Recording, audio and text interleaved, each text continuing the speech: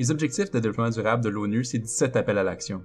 Ces ODD ont pour objectif ultime de parvenir à un épanouissement social, économique et technologique durable et respectueux de la planète, à améliorer les conditions de vie de tous de façon inclusive et universelle, et de libérer tous les humains de la peur, de l'oppression et de toute forme de violence.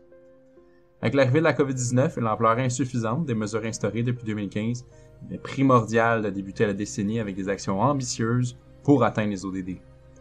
C'est dans ce contexte que notre équipe a décidé de composer des capsules en soutien au guide de référence des ODD pour mieux expliquer les objectifs de développement durable et comment les intégrer davantage dans un projet réalisé dans le cadre d'un décennie. Comme les ODD à caractère social et économique sont historiquement souvent au cœur des projets de coopération, les capsules actuelles misent sur les ODD axés sur l'environnement pour encourager sa présence dans les projets SIM. La planète Terre, c'est le berceau de la vie. La nature nous permet de respirer, régule notre météo, pollinise nos cultures, produit tout ce que l'on a besoin pour se nourrir, et j'en passe. Pourtant, cet équilibre est menacé de disparaître. 75% de la surface terrestre est altérée par l'humanité, mettant en danger d'extinction près de 1 million d'espèces animales et végétales. Cet ODD nous rappelle que notre santé, nos économies, notre sécurité et surtout notre qualité de vie dépendent de la santé des écosystèmes qui, eux, se détériorent à un rythme effréné. Cet ODD soutient qu'il faut préserver et restaurer les écosystèmes terrestres pour nous et pour la planète. Ainsi, environ 1,6 milliard de personnes, dont près de 70 millions provenant de cultures autochtones, dépendent directement des forêts pour assurer leur subsistance. En parallèle, 80% de l'alimentation des êtres humains est assurée par des plantes, alors que 3 cultures, soit le riz, le maïs et le blé, représentent près de 60% de l'apport calorique humain. Cette dépendance est critique, puisque 52% des terres cultivées sont touchées modérément ou fortement par la dégradation des sols. Ces statistiques nous démontrent une réalité sinistre pour la biodiversité et les forêts qui nous entourent. Et la nature nous apporte tellement, nous devons de la protéger. Justement, les forêts occupent environ 30% de la surface terrestre et les services rendus par ces écosystèmes peuvent être à la base de multiples stratégies de combat au changement climatique.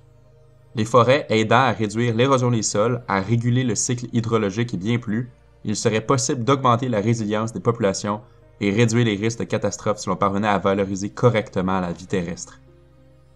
Bien que nous savons que la nature est importante pour le bien-être mental et qu'elle possède une grande valeur spirituelle dans certaines cultures, il est évident qu'elle est actuellement en danger.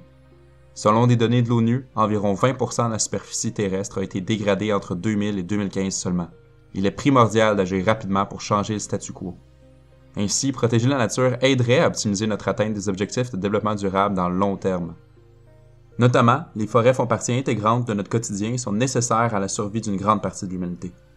Près de 75% des personnes en situation de pauvreté dans le monde sont touchées directement par la dégradation des terres, affectant ainsi l'ODD 15, vie terrestre, mais aussi l'ODD 1, pas de pauvreté.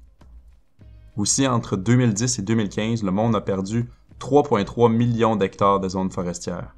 En zone rurale, les femmes en situation de pauvreté dépendent fortement des ressources collectives et sont particulièrement touchées par cette perte. Cela force donc un recul des ODD 8, travail et croissance économique, et 5, égalité des sexes. Un fait intéressant est que plus de 80% de l'alimentation des êtres humains est assurée par des plantes. La dégradation des terres affecte donc aussi les ODD 12, consommation et production responsable, et 2, fin zéro. De plus, près de 80% des habitants des zones rurales des pays en développement ont recours aux médicaments traditionnels à base de plantes pour les soins de base, ce qui est relié directement à l'ODD 3, bonne santé et bien-être. Un exemple de projet de l'UDS qui a bien intégré l'ODD 15 est le projet de l'autonomisation des femmes par l'éducation entrepreneuriale et la création de micro-entreprises de valorisation de la biodiversité en République démocratique du Congo. Ce projet naît d'un consortium de plusieurs organismes, dont le PFCI et la fondation BDA, en partenariat avec l'Université de Lodja, a pour objectif ultime de réduire les barrières à l'autonomisation des femmes en agriculture par la mise en valeur de la biodiversité locale. Cela sous-entend de privilégier la participation des communautés locales et leur appropriation des initiatives proposées.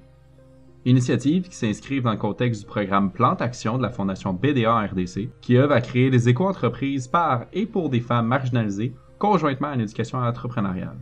Le projet a aussi un objectif secondaire d'accomplir une recherche sur la faisabilité de transférer la mise en place de ce projet à d'autres contextes socio-économiques. Après l'écoute de cette capsule, j'espère sincèrement que vous comprenez mieux les enjeux environnementaux dans le cadre d'un projet de coopération internationale. Si vous voulez approfondir votre compréhension ou avoir des conseils pour mieux intégrer l'environnement et les ODD dans votre projet de coopération internationale, et particulièrement aux ESIM, n'hésitez pas à consulter le guide de référence produit par les auteurs de cette capsule. De plus, si vous êtes intéressé par la coopération internationale ou la citoyenneté mondiale, nous vous recommandons d'aller voir les affichages des ESIM, projet au GCUS, projet au PFCI, ou encore de vous impliquer au sein d'une initiative locale, votre association étudiante ou de tout projet qui vous motive, car cela vous permettra de vous former en tant que la relève de demain. Au final, merci beaucoup de nous avoir écoutés et au plaisir de vous rencontrer sur le terrain.